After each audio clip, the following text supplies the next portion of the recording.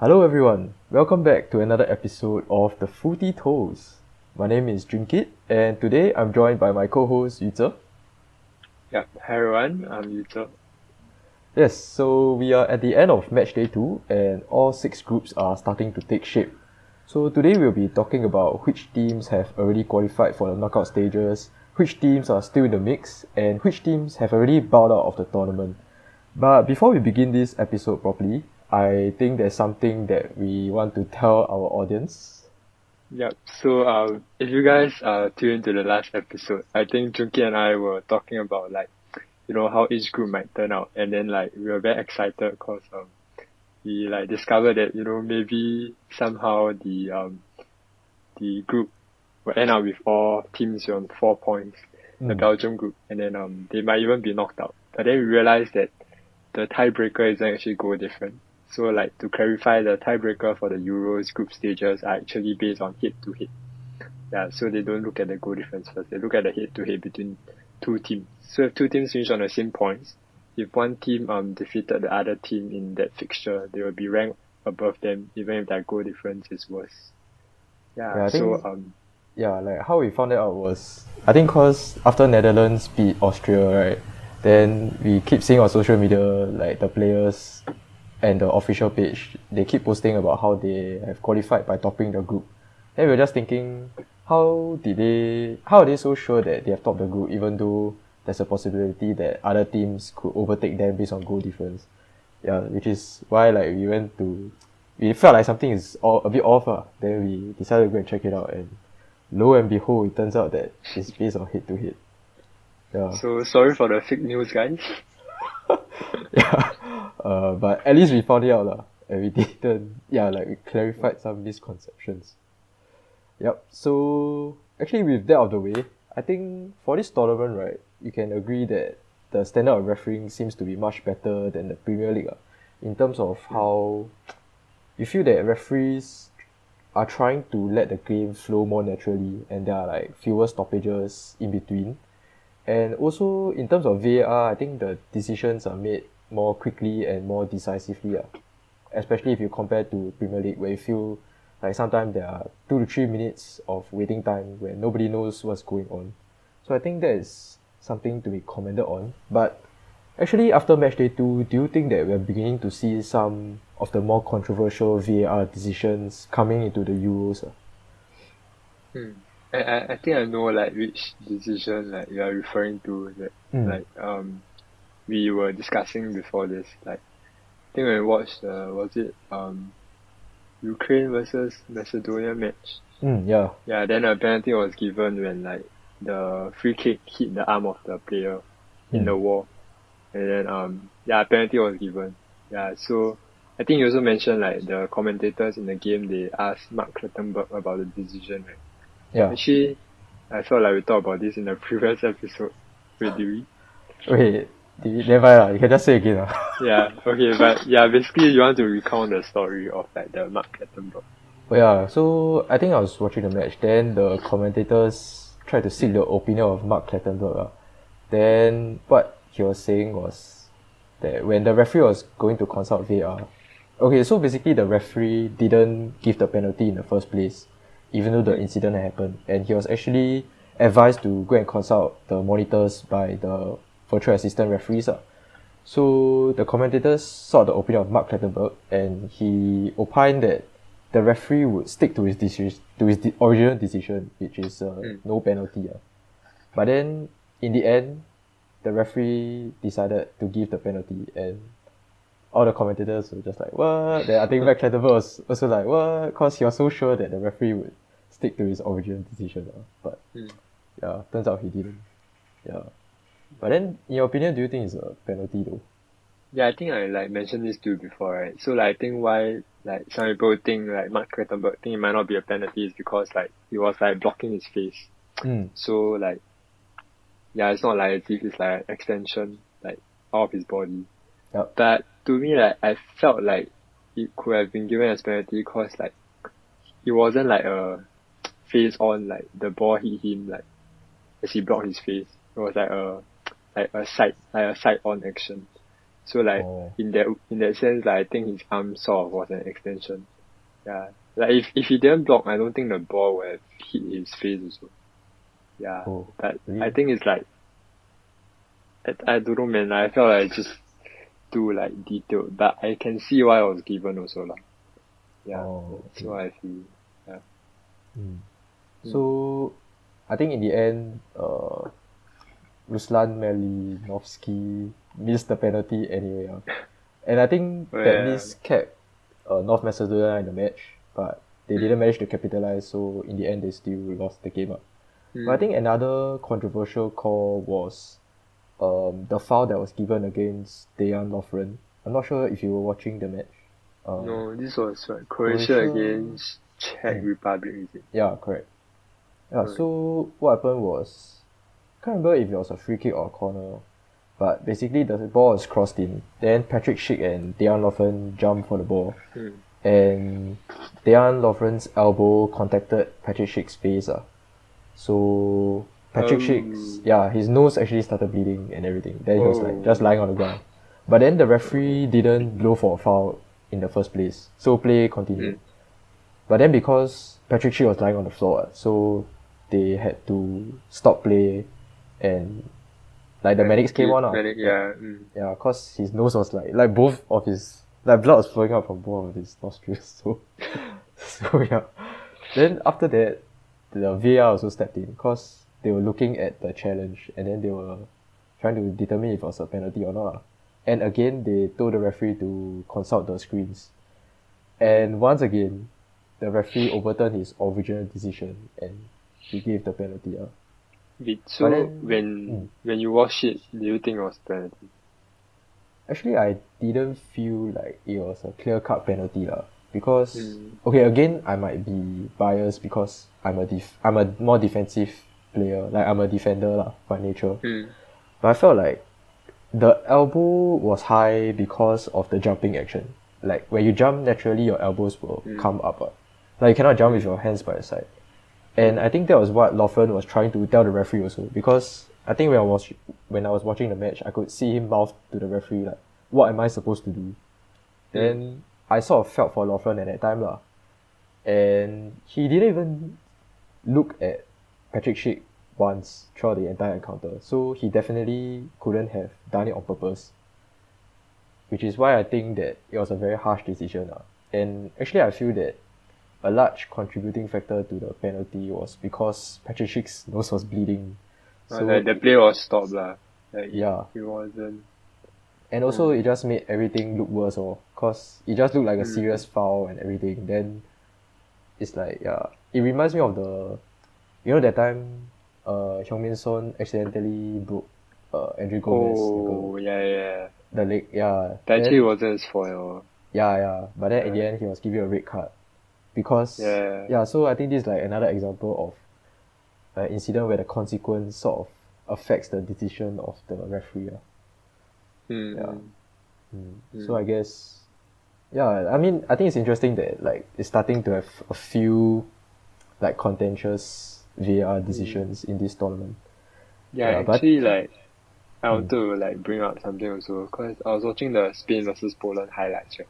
Then like the Morata's goal, right? It was given offside at first, right? And then VAR gave it onside, right?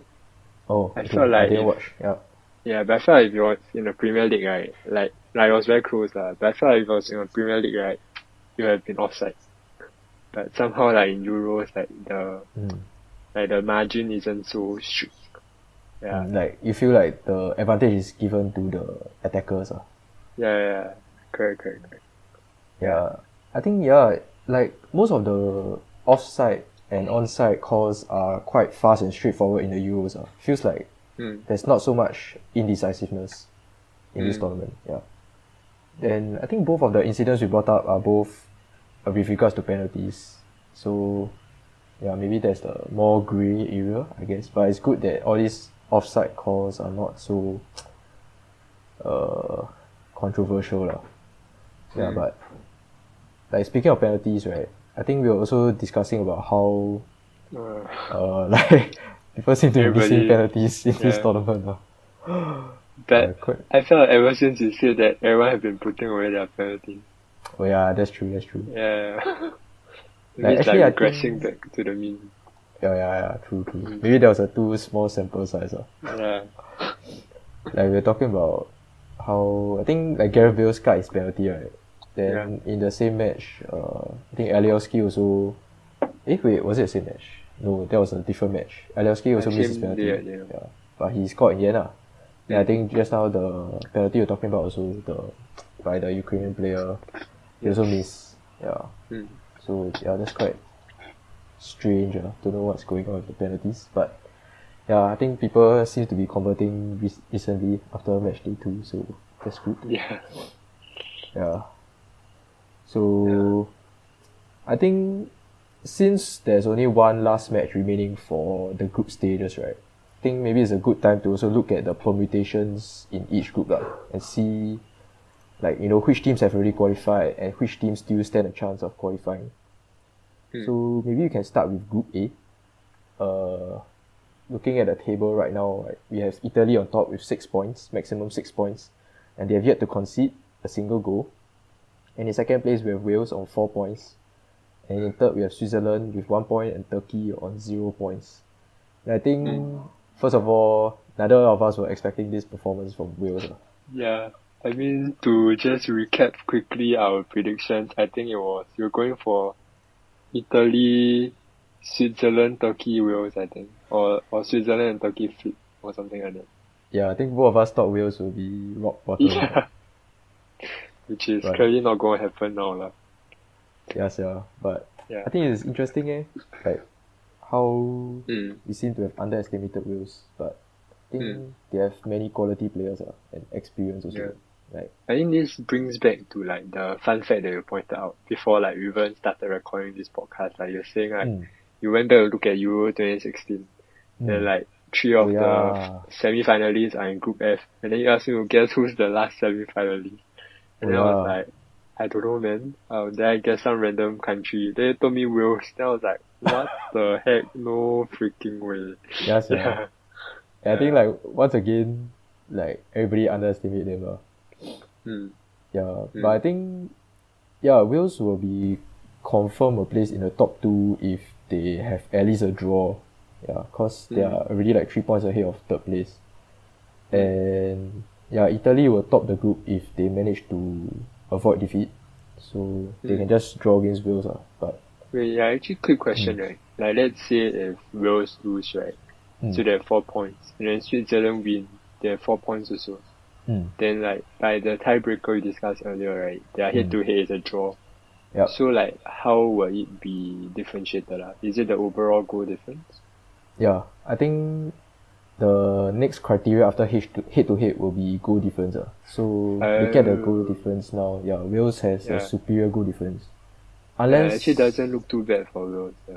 Yeah, I think they are more or less assured of qualifying also. Because even if they finish in third, right, with 4 points, I think is pretty much probably like one of the better 4 teams, right, in third place. So they should probably qualify. And I mean they will only slip to third if Switzerland manage to overcome this goal difference is quite huge, right? 5 goal difference. Maybe Wales will finish second. Interesting. Or maybe Wales will finish top of the group. They beat Italy. But for that they have to beat Italy. I mean we shouldn't underestimate Wales also. But like maybe Italy like decide to rest their key players also. Then like underestimate Wales also. I don't think so. But actually Turkey also still have a chance of qualifying, even though they are like at the bottom right now. But they have to I actually feel like Turkey Switzerland, right, is going to be like a super exciting match. Because they both have to win in order to. If they draw, I think they are both out lah. Like you can't have 2 points as the third place and then like go in as a 4 best third place teams. I don't think that's going to happen. I agree. So like they both are going for the win. I think that'll be a very good match. Like both going to attack and everything. And I mean a draw wouldn't help Switzerland because 2 points doesn't do enough. Yeah, correct. Yeah, definitely not. But like, who do you think will actually make it? And what's your predictions for the Turkey Switzerland? Wow. I think. Okay, I'm gonna make a big call here, but I think it will end up as a draw, and both of them won't progress to the round 16. I'm sorry to Switzerland, but yeah, I just feel like don't know like they okay. To be honest, I haven't watched enough Switzerland games this tournament also, but they haven't been scoring a lot of goals. And true. yeah, without goals, you can't win another team. And I think you also cannot write Turkey off because like there's always Burak Yilmaz, who is like a hardworking centre forward who like fight for his country and everything. So he's always a threat up top, and Switzerland gotta be careful also. Well, actually, right, you mentioned about the goal scoring thing, right? I just took a quick look through the 6 groups, right? You know, only 2 teams in the tournament haven't scored a single goal. Huh? Who's That's Turkey and Scotland. Oh no. Yeah. But I think both they haven't teams. scored a single goal, yeah. Yeah, but I think both teams haven't really played poorly lah. It's just that the opponents they face just too good too good. Yeah. Hopefully Turkey Right, can. they had chances also, but they haven't put it away. Yeah. I think Turkey had quite a few chances against Wales also, but just couldn't convert. Yeah. So, moving on to Group B. Currently, we have heavyweights Belgium in first place with maximum of 6 points. Then we have Russia in second place on 3 points. Finland also on 3 points in third place. And Denmark with 0 points, but still with a shot at qualifying. That is very interesting. So actually when I saw this table, right, another like scenario came into my mind, cause you know Belgium will be playing Denmark, then Denmark will be playing Russia, right? Denmark play Russia, yes, and Belgium will play Finland. So if Belgium win Finland and Denmark win Russia, right, then there'll be 3 teams on 3 points. So actually I was thinking like how would the head-to-head work? Because each of these teams would have won and lost against one other team. Oh. Right? Yeah, you're right. You know what I mean, right? Wait. Yeah. Oh yeah. I know what you mean. That's insane. Yeah, Wait, okay. so how does it actually work? Yeah, so right, to resolve this, right, I actually went to do some research. Okay. I went to read some, enlighten us. Yeah, like I went to read some the UEFA like tournament rules or something. So basically, like okay, I think most of our conception of head to head will be between 2 teams only, because by nature of the word, like head to head sounds like just 2 teams. But actually, if you think about it, head to head actually can involve more than 1 team. So how it works is head to head will consider the amount of points that you won in the matches that you play against the other teams that are tied. So like for example, if you have 3 teams which are tied on points, right, they will look at how many points you earn against these 2 other teams. But then Which is 3 for all of them, right? Yeah, so in this scenario it wouldn't really break the tie yet because all of them will be on 3 points. Then after that we'll look at the goal difference. So in this case, the goal difference now is -2 for Russia and Denmark. Yeah, but quick question, right? Yeah. Is it like the goal difference between the matches of the teams in question, or is it the overall goal? Damn, that's a good question. Yeah, that's what I'm thinking. Like, do they ignore the Belgium result, or do they look at the Belgium result? Okay, wait, let me quickly check now. Okay, this is when our guest from our podcast called Mr. Google comes in. Yes, that's right. Okay, so based on Article 15, right, of these regulations of the UEFA European Football Championship. So Article 15 is called Equality of Points, qualifying group stage. Dude, this makes it sound more serious than actually is. It's like some lecture. Yeah. Oh yeah, okay, so the first peace one... treaty. Yeah, okay, continue. Yeah, so all the different articles. Yeah. Oh yeah, so the first criteria will be head-to-head, but how they phrase it will be higher number of points obtained in the group matches played among the teams in question. So there will be 3 for each. Then the second stage will be superior goal difference from the group matches played among the teams in question. So to answer so your they question, ignore the Belgium result. yeah, I think so. Which kind of makes sense if you think about it, right? Because Hmm. you're trying to differentiate between these 3 teams, right? So Yeah. yeah, I mean if Belgium smash you, it shouldn't be a contributing factor also. Yeah, so if you go back to Group A, right, if Wales and Switzerland tie on 4 points, right, then they look at the goal difference between the match in question, which is the same for both teams. Then you look at the overall goal difference, is it? So the overall goal difference is like the no, I third think step. after that you'll see the number of goals scored in the group matches played among the teams in question. Wait, there will also be a tie, right? Because it's only Yeah, one. there will also be a tie because it's a draw, right? So Okay. after all, they will still look at the overall goal difference, right? Yeah. Wait, Yeah, so I think the so. fourth stage will be higher number of goals scored away from home in the group matches played among the teams in question. That doesn't help also. E. If after having applied criteria A to D, teams still have an equal ranking, criteria A to D are reapplied exclusively to the matches between the remaining teams to determine their final rankings. Huh? That doesn't help also. Okay, yeah, so F will be the one that separates it. F says they'll look at the superior goal difference in all group matches. Yeah. Okay. I think I get what the order means. As So I say there's 3 teams, right? They'll look at the 3 teams first, matches, within the yeah. 3. Then if 2 of the 3 teams, right, are still tied based on the criteria, then they'll look at the 2 teams only and their matches played. Then if it's still tied, then they'll look at the overall goal difference. Yeah. Okay, I understand. Yep. But it's good that they actually thought this through and have all these ways to have a tiebreaker. Yeah. Wow. Yeah, so now back to Group B, right? How will it work if they all finish on 3 points? So what will separate them would be the goal difference between the 3 of them. So since Denmark is playing Russia, right? And if they win, then they will definitely have a better goal difference than Russia, right? Because currently they're both on -2 mah. Russia is on plus.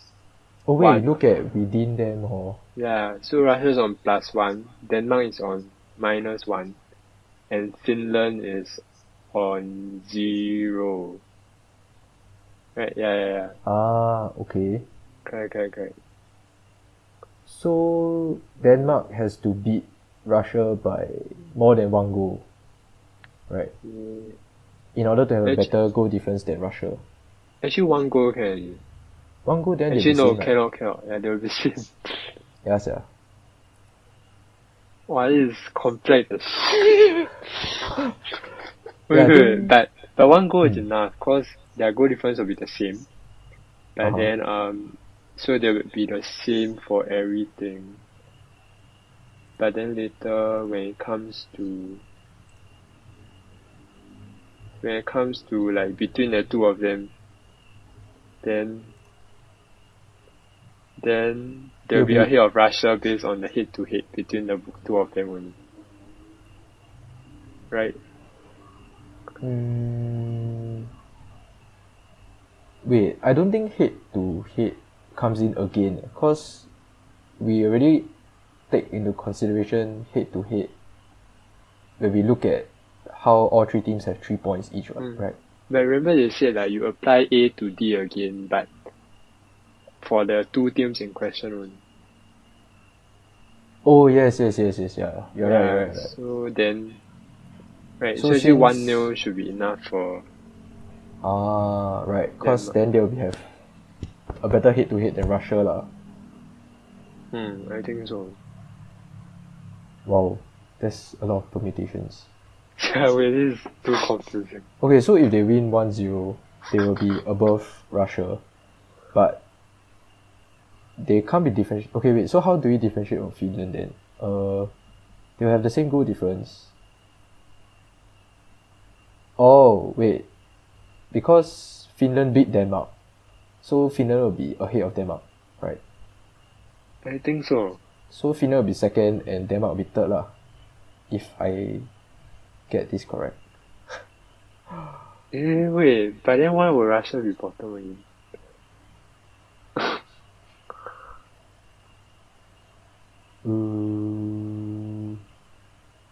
Oh no, we look at the goal difference between the three teams in question, right? So if it was a 1-0, if it's a 1-0 win, then Russia and Denmark will have goal difference of 0 between the teams in question. But for Finland, Finland is also goal difference of 0. Yes, yeah. I think the problem is because they all beat each other on 1-0. Like, that if Denmark, so like Russia beat Finland 1-0, Finland beat Denmark 1-0, then Denmark beat Russia 1-0. Okay, wait. Yeah. So I think, right, actually if Denmark beats Russia 1-0, then we'll just straight away skip to the goal difference in all group matches already. Because you can't even separate between the three of them after going through each step, right? Yeah, true. So looking at the overall goal difference, then Russia would be -1. Russia would be -3. Denmark would be -1. Finland would be depending on the result, right? So Denmark will be guaranteed at least third place finish if they win 1-0. Wow. Okay, we'll figure that out. That's too much permutations, yeah. And then for Finland, it will be if they lose, trying to not lose that badly, so that their goal difference is still better than Russia's goal difference. Or they can just hope that Denmark don't win. I guess, and try to squeeze in based on the third place thing. Yeah.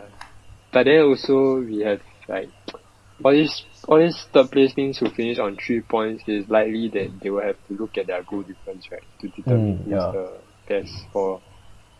So either way, they should all still I think every goal counts, man. Really, every goal counts. Sick. I think this is like unexpectedly interesting group. Going to the final day. I mean, once again, we didn't give Finland a chance. And then, but I think we were both watching the Denmark versus Belgium match, right? And we were saying, wow, they really played them well. Yeah. Like the fun fact that surprised us was Denmark is 10 in the world. They really played like they are 10 in the world. Yeah. I really hope that they make it to the next stage, Hopefully they do. Yeah. But then also like this group is interesting now because I think for Finland, what is an advantage is that they play Belgium after Belgium is qualified already. So like I think even like Roberto Martinez was telling the Belgian press that he will definitely rest some players. And like some players who haven't been playing as much will start, like De Bruyne, which is actually a bad thing for Finland. but then like still some players will be rested. That's the overall concept. Actually, he said he gonna rest some players and give other players a chance, but the players he gonna give a chance also like quite good. Yeah, it's like De Bruyne, Eden Hazard. Axel Witsel. Yeah, man. Not sure if that's gonna help Finland also. See if they can pull off a major upset. But interesting. Okay, I think I'll be rooting for Denmark against Russia. Moving on to Group C, we have Netherlands unexpectedly on top with 6 points and guaranteed to be top of the group, as we mentioned earlier. And in second, we have Ukraine on 3 points. In third, we have Austria also on 3 points. And last place, North Macedonia with 0 points and unfortunately already eliminated. So, first of all, congratulations on captaining Dumfries in the fantasy team. Bro, dude, that's a mad. The week, bro. Yeah, wow, that's mad. Wait, but really an insane call. Do you have him since week 1? No, I only brought him in for week 2 through a wild card. Yeah. Oh shit. I had the other defender from Netherlands from week 1. It's called Owen Wijndal. But then like Van Oh. Aanholt has been starting ahead of him Oh yeah. for both matches. Yeah. Wow, insane, yeah. And then Denzel Dumfries. Shit. Will you be captaining him again this week? Nah, man, I don't think he's playing, man. Oh yeah, he's probably going to be rested, right? Yeah, that's my Alright. feeling lah. Yeah. Yeah, Netherlands can afford to rest a lot of players, yeah. Netherlands can rest, like, can play yeah, a man. totally different 11, man. Doesn't even matter anymore. Yeah, but it's so shiok, yeah. Like, you can just lose by whatever margin and you still top the group. Yeah. But okay lah, but I think going to a tournament as a coach, you wouldn't want your team to break momentum lah, right? Yeah, correct.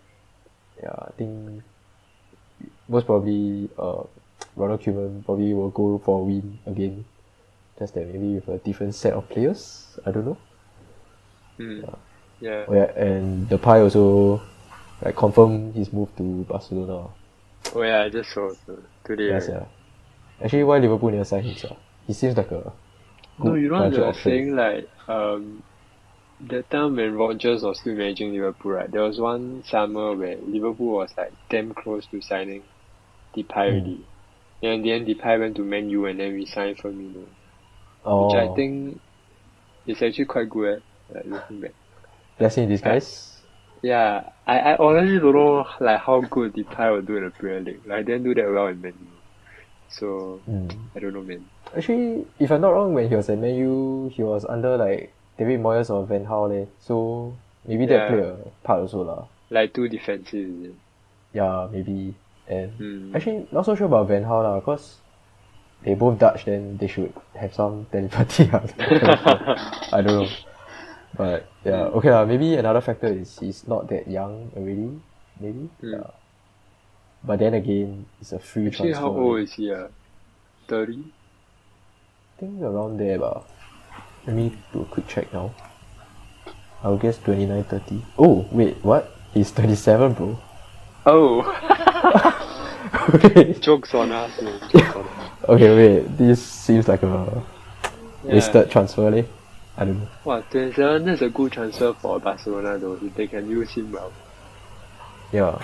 Well, actually, imagine they get both Genie and Depay, yeah. There's like 2 free transfers for like super quality players. Wow. But I just realized Genie snubbed his countryman in the Barca manager for money, man. Oh yeah. Oops. Oops. Oh wait. Just now I said Ronald Koeman was a Dutch manager. Wait, that's wrong, dude. Oh, wait, I didn't realize that also. Who's the Dutch manager? Is the what's his name? De Boer, right? Yeah. Frank de Boer. Yeah, Frank de Boer. Shit, wow, almost had to correct another factual error. Wait. Who's the Ajax manager? Ajax. Shit, I know how he look like. Like he's botak, but yeah, he's botak. I don't know what's his name. Oh, Eric Ten Hag. Oh yes, right. Yeah. Okay. This Dutch name is getting to us. He and yeah, I don't know. Okay, never mind. Yeah, I think okay lah. I think Group C quite standard lah. Netherlands topping the group. Ukraine, Austria also will be quite exciting. Yeah. Although I think both have a good chance of going through. Even if one team wins, like as long as the other team doesn't lose too badly. Maybe. And they actually play each other in the final group stage match. So I think if Austria really wants to be assured of a place in the the round of 16, they better jolly well beat Ukraine. Yeah. Actually, if they draw, right, Ukraine will be second, Austria will be third, right? Yeah, correct. Okay lah, but I feel like if draw, both of them will go through, right? Maybe they should just secretly JK. No collusion. But it's like the bracket thing comes into question again. I'm pretty sure if you finish second in Group C, right, you will get a better draw lah. Then if you finish third. Actually, let me just quickly check. So if you finish second in Group C, you will play the first in Group A. Oh, wait, that is Italy, right? That's most probably Italy. So you rather finish third? Wait, no, that cannot be. That will sound damn weird, right? Okay, if you finish third in Group C, No, but you finish third, you'll definitely play one of the first teams also. you'll play either first in Group F or first in Group E. Okay lah, so finish second. Actually, wait, then second or third is like no diff, right? Yeah. Okay lah. Correct. You should just play with sporting integrity and go for the win. Yes. Right, so moving on to Group D, we have Czech Republic on top with 4 points, England also with 4 points in second place, and we have Croatia in third with 1 point, and Scotland also with 1 point, but at the bottom of the group. What do you think of England's performance so far at these Euros?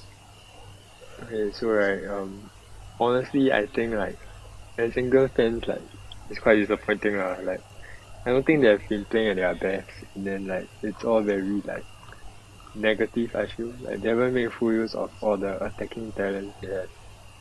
Yeah, if I'm not wrong, like Sancho hasn't even played a single minute in this tournament, right? Yeah, man, he didn't even make the bench for the first game. Yeah, a bit strange. But I didn't watch the game against Scotland cause I can't remember why but I think I just remember feeling damn tired. But I think you Probably did, cause right? it's 3 a.m. Yeah. Yeah, 3 a.m. game also. Yeah. Like, Yeah, you woke I up to watched watch, it. right? How was it? Yeah. And then like I think it's the worst decision to wake up to watch England Scotland. You know, like if I'm not wrong, right, before they met in the Euros, right, like there hasn't been a 0-0 England versus Scotland at Wembley before. Wow. Yeah, cause like a derby, you know, then like yeah, they have a 0-0 before. Wow. But on that day, right, like England was pretty bad. Like, I would say like the play like overall play, a draw is a fair result lah. Yeah, okay. they both had their chances, but then like the chances are not like not a lot lah, like not many in between. And then also, I think the best chance that England had to score was the John Stones header. They hit the I think I crossbar. saw the highlight. Yep. Yeah, that was it. I don't think like there were many other notable moments. Yeah. I think one thing that many people talk about after the game was like they don't really agree with Southgate's like selection and maybe his in-game management like of the subs. Like having Phillips and Rice play for the entire 90 minutes. Like they weren't like progressing the ball as much. Yeah, I felt like Phillips didn't really play like how he played in the first game against Croatia. He was like more advanced. But like against Scotland, like I didn't really notice Phillips. Yeah. Then who will you sub on for Phillips? Henderson? Yeah, they were all talking about subbing on either Henderson or Bellingham. Yeah. But he Which might stuck have to. been better. I see. Wait, did Jack Grealish even sub on in a game? Yeah, he did. I think it was only like 70 to 75 minutes. Then he subbed on. Like too late lah. Yeah, not much time to make impact. But But honestly, I feel like the problem runs like much deeper in there. Like even subbing Grealish on, like even though it was a short period of time, like nothing much changed also. Yeah. And like even like Harry Kane, I don't remember Harry Kane having any. I think if I'm not wrong, Harry Kane hasn't had a shot on target after 2 matches. If I'm not wrong. Yeah. Damn. Actually quite surprising, cause actually the build up to the England Scotland game was quite mad, I think. Cause I watched the previous 2 games on that same day, and then I remember it was like some BBC channel or something. Yeah, then like there had like 4 people there. I think like Mika Richards was one of them. Then can't remember who were the other 3, but like they were like just hyping up the whole game and like they were talking damn excitedly. Then end up it's like a 0-0 stalemate. So it's a bit anticlimactic. Yeah. Super anticlimactic. Yeah, then I was also telling you right that they like in the 9 PM game, Danny Murphy was one of the commentators for the game. Then he was just then he was just complaining to the co-commentator that like the Euros has been quite exciting so far, but for the games that he has watched, it hasn't been. Then I think it was a Sweden versus Slovakia game. Then it was quite boring also. Yeah, that's why he was lamenting. Yeah, that's why he was complaining to the co-commentator. Then the co-commentator, then Danny Murphy was like saying, surely we won't. Yeah, like later the England-Scotland game, surely we will see some goals in the fixture, right? Yeah. Then the co-commentator was like, wow, don't jinx it. It ended up legit 0-0, Yeah. Wow, that's crazy. Wait, actually the night, I think the Sweden-Slovakia game was also damn boring. Yeah, sir. Yeah. Then I remember seeing on Twitter the GIF, right, where you sleeping, then after that the end of performance, then suddenly you wake up and you start clapping. Yeah, then they just use the GIF for both the Sweden match and the England match. Yeah. But surprisingly boring, Yeah. Yeah, sure. But I mean, what's left to play for in the final match?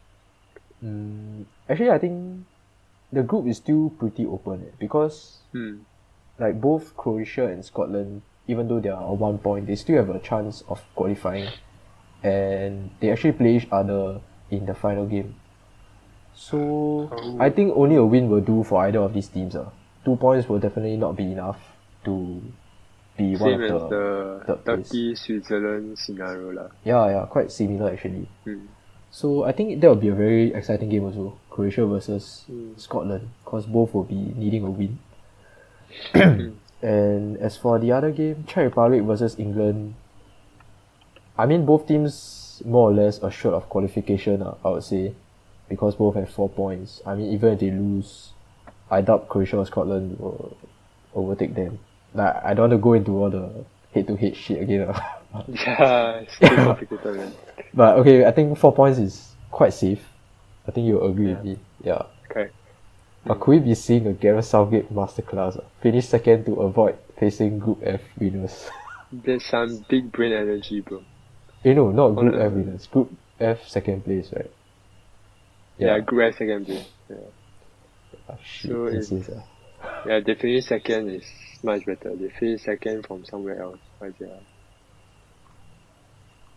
I think there's a few options, right? Is it? Yeah. Yeah. I think it'll be interesting final day also. Like Scully, Czech Republic, England both don't want to win. Then that'll be that sounds like another boring match, bro. Okay, but the other group match will be interesting. This one we cannot guarantee anything. But Oh yeah, I also just searched it up. So Scotland Croatia is being played at Hampden Park. So it's a home fixture for Scotland. Wow. So the fans might play a part to help Scotland get into the knockout rounds. Wow, that's mad. Because I remember their first game against Czech Republic, if I'm not wrong, it was also at Scotland. And I think the fans were really playing a big part. They really pushed their players on. And especially since Tierney is back, I think they stand a better chance. Will be interesting. Okay, so moving on to Group E. Group E is also a pretty open group, I feel. Yeah, surprising all round also. Yeah, 4, 3, 2, 1 points. Sweden, Slovakia, Spain, and Poland. So as it stands, all 4 teams have a chance of qualifying, right?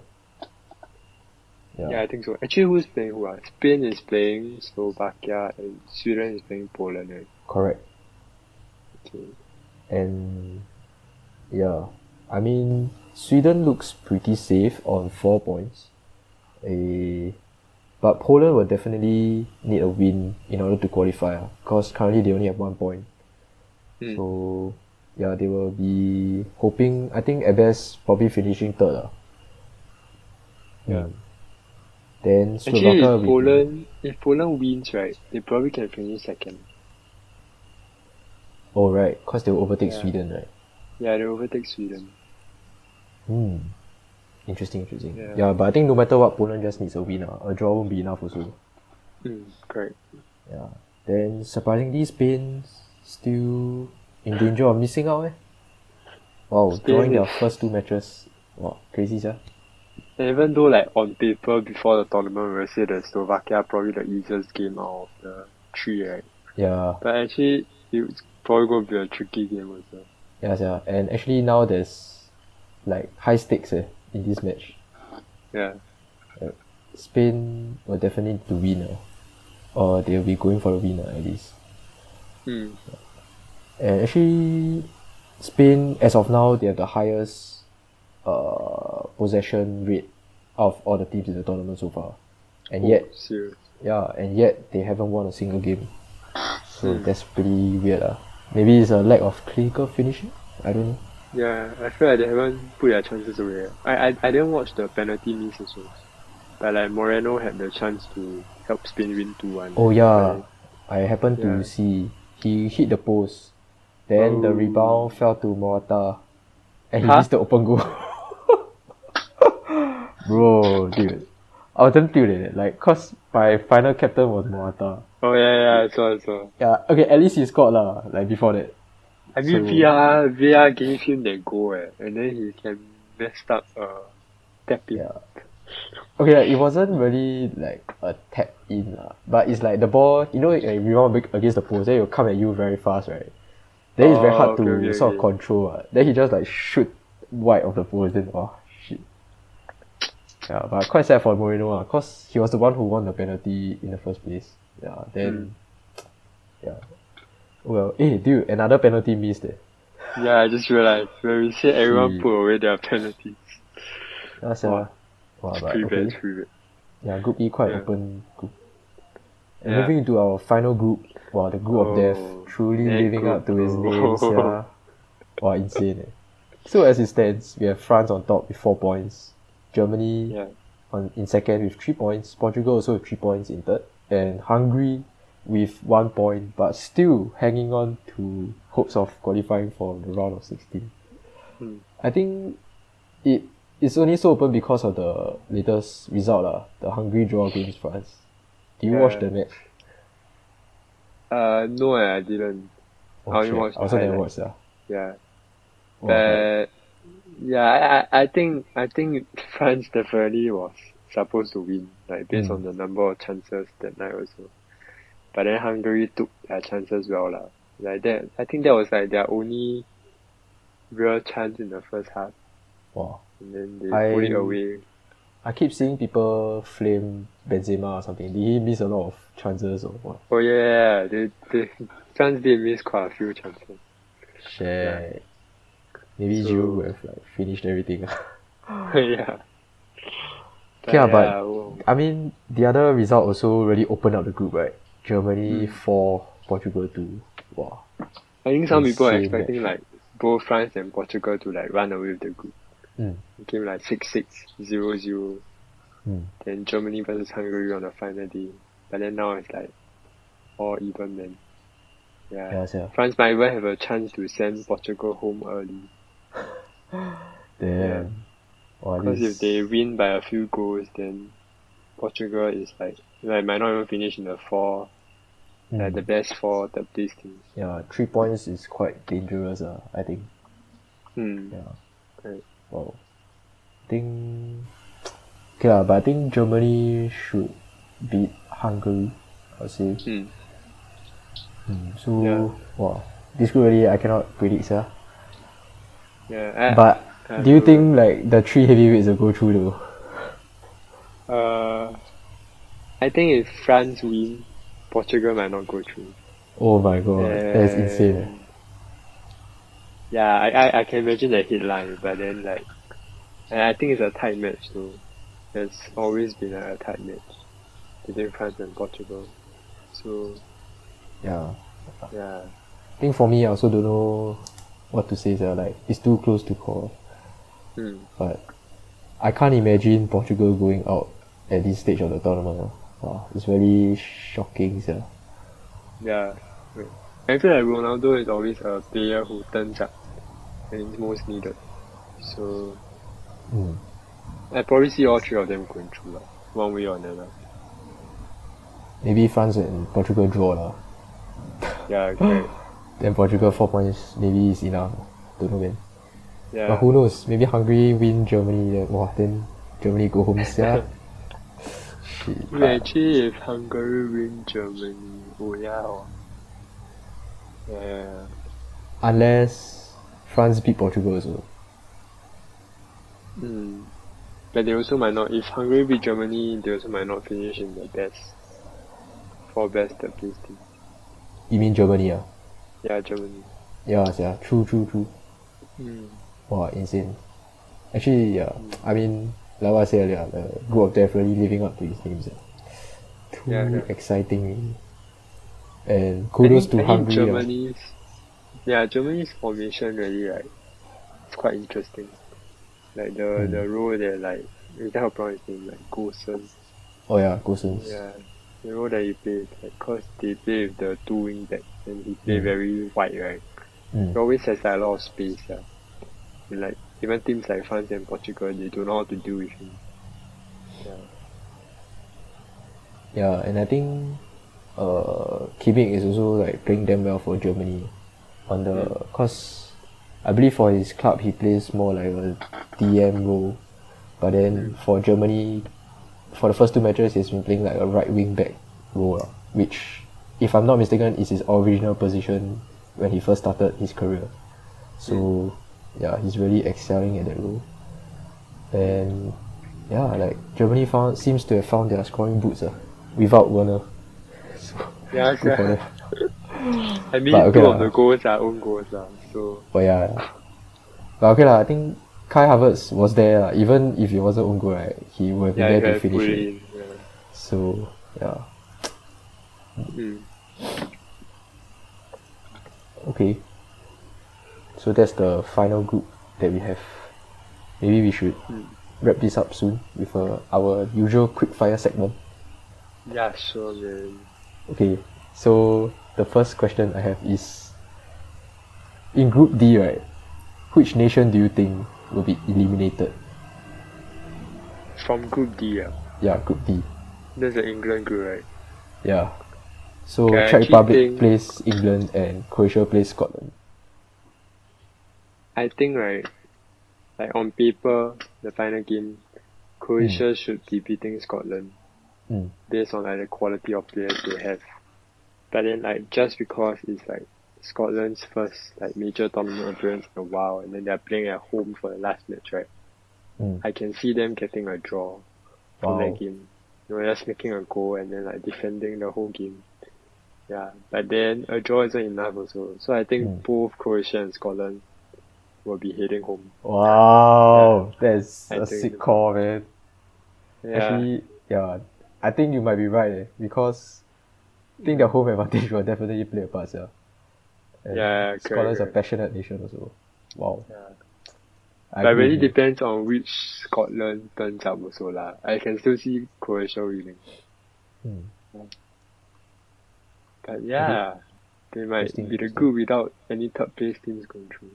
Then my next question to you is the same question, but for Group E. Which nation do you think will be knocked out? Sweden, Slovakia, Spain, and Poland. So yeah, Sweden will be playing Poland and Slovakia will be playing Spain. I think, right, putting my boy in the spot right here. I'm predicting a Spain win against Slovakia, so that takes them to 5 points. Okay. So depends on Sweden versus Poland. Wow. I think the Swedish defense has been like pretty solid. Like, yeah, they haven't considered any goals. Yeah, any goals. So right, I feel like it will be hard. It will be hard for Poland to win, cause even if Sweden concede one goal, right, like Sweden's attack with like I have no idea how to pronounce the name also. Ishak, right? Yeah, he was damn good. Yeah, he seemed damn good though. Yeah. So I don't think Sweden will lose it that easily. So wow. Yeah, I think Poland might be going home. Slovakia might sneak through with a third place finish. Yeah, but I think Poland just hasn't good enough. No Lewandowski in the knockout stages. Yeah, I mean Lewandowski has he? He hasn't scored a goal yet. No, I don't think so, man. Yeah, not his tournament, man. Yeah. But it's interesting because Yeah. Like if I remember correctly, both of us thought Poland would finish second in this group. Yeah, correct. I was going to say Group A currently as it stands is inverted from what we predicted. Oops. Doesn't. Yeah. Okay. And the final question of Okay, the wait, day. no. I'm Oh, throwing right. the question back to Oh you. no. Okay. Hit So me, right, boy. for Group F, actually it Uh-huh. might not be that hard a question now. For Group Okay. F, who do you think will be eliminated? Wow, good. Okay. I think on paper we might be seeing the last of Hungary, cause I think Germany will beat Hungary. But then I think the question now will be whether we'll be seeing the last of Portugal also. Cause like you said just now, if France defeats Portugal and it's a heavy defeat, right? Then Portugal might not even make it to the knockout stages, based on their goal difference. But I would say that Portugal and especially Ronaldo will have enough to at least manage a draw against France. So they should be safe. And I think Hungary will be the ones that will be eliminated from Group F, as we all expected from the start. Yeah. Okay. We will find out correct, whether we'll find out whether we are right in the next episode. Okay, to see but whether last we can redeem ourselves from all the bad calls. Yeah. Okay, but last question. Like, what do you think? How do you think the England versus Czech Republic match will play out? I mean, so far Czech Republic has been quite impressive, in my opinion. And on the other hand, I think England hasn't really been performing well. I think we both feel that way. And also in the context of the match, like the first place will play the runners-up in Group F, and the second place might have an easier fixture, so called. So I'm just curious to find out, like, do you think both teams will be going for like a draw kind of thing, or they don't mind losing, or do you think they will play their hearts out and go for a win? I don't think they will purposely play like for a draw or like for a loss, cause like that's pretty weird, right? Like I don't think any manager tells them in the dressing room. But Guys, sometimes you just can chill. tell from the team selection. I don't know. Like Oh, later you yeah, see that's all the true. England players is like all the never play one, like Cody and Ben White at the back. Then you know what's up. No, but I feel like for England, right, whatever team they play, right, it's gonna be like a very low scoring game. Right. Like the way they play now. So like, I mean, will it be another 0-0? What are the chances, right? Like having England have 2 0-0s in the group stages. So Okay, wait, but surely it's time for Jack Grealish to start, right? yeah, I feel like Southgate will experiment with his attack more in this game. And I feel like what will happen, right, is England will win like maybe 2-0. 2-0 is my prediction. Wow. They'll top the group, cause like as a big footballing nation with an ego, you wouldn't like want to go in a match and then like want to finish second just so you get an easier draw. So they'll want to win every football match. So they'll win 2-0, then like maybe they'll finally play some good attacking football. Everyone will be damn excited. But then cause they win 2-0, they'll end up facing like Germany or France in the next round. Yikes, And then that'll be the end of I don't think they are like practical like thinkers, like calculate, then like oh my god, let's concede a goal now. Yeah, they'll probably be like, we have to win, man. Like we need to give our fans something to cheer about. But then like the next match they'll be facing like a tough team, lor. Yeah. Interesting. 2-0, man. Yeah. Alright. It just says 2-0 to England. We'll see whether that's correct. What's your prediction? Wow. I think it'll be a draw, yeah. Like a 0-0 or 1-1 draw. Cause right, I was tempted to predict 0-0. Yeah. Cause like actually on the contrary, I feel like England might have that pragmatic side to them, and it might be on their minds to not top this group. But then that's just my opinion. I think you also have a point in that they are a big footballing nation, and they will really want a good result to like make the fans happy. But I just feel that there's a possibility that they might be a bit pragmatic and they might be trying to go for an easier fixture by just getting a draw. So I would say that it might be a low scoring draw. And if they're not careful, like Czech Republic might even beat them, I think. that will be my predictions for this game. But I think they'll still qualify for sure. Yeah. I think 4 points is more than enough. Yeah, I think not much threat there if you have 4 points right now. Yeah, but kudos to Czech Republic for a really strong performance so far in this group. Yeah. Yeah, unexpected, man. Yeah, man. Yeah. Did we even give them a chance in our predictions? Probably we thought Croatia would be the second place, right? Yeah, I thought I put Czech Republic last and Scotland third. Oh, damn. Yeah. Interesting. Czech Republic was like one of the nations you asked me to name a player before the tournament, then something like Su Czech and Kufau. Cannot name anyone else. But now you know Patrick Schick. Yeah, now everybody knows Patrick Schick, man. Maybe Patrick Schick for the Golden Boot. Oh yeah, I think he's on course for it. I think he's currently tied with Ronaldo on 3 goals. Is there anyone else on 3 goals? Nobody. Right. Damn. 6. Alright. I guess, do you have anything else you want to add in this episode? I don't think so, man. I think that's all for now. We look forward to the actual action in an hour's time. Right. Which, 1.5 hours time, the matchday 3 will officially start, right? Yeah, really looking forward to see all the final standings in the groups. I think this has been a really exciting Euros tournament so far. And I think, this nicely concludes our 3rd episode. So in our next episode, we'll see how our predictions went, and we'll see which teams managed to qualify for the knockout stages. And with that, we will end this episode. See you guys next week.